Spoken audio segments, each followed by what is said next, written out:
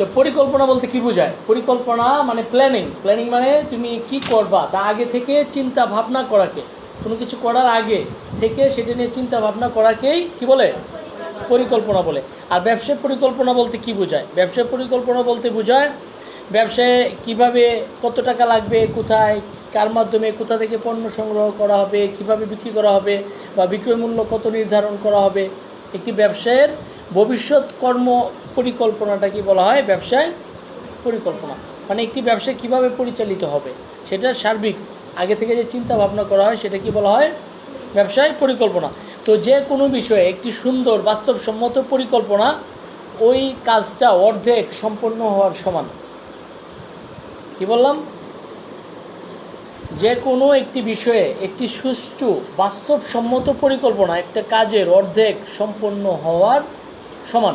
তুমি যদি একটা সঠিক প্ল্যান করতে পারো এর মানে তোমার কাজটা সুন্দরভাবে অবশ্যই তুমি কমপ্লিট করতে পারবা।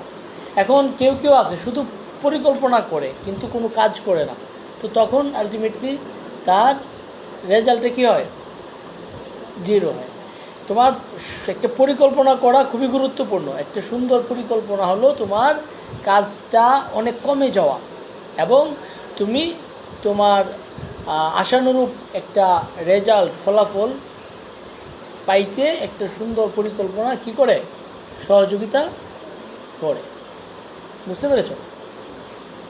আচ্ছা, তাহলে ব্যবসা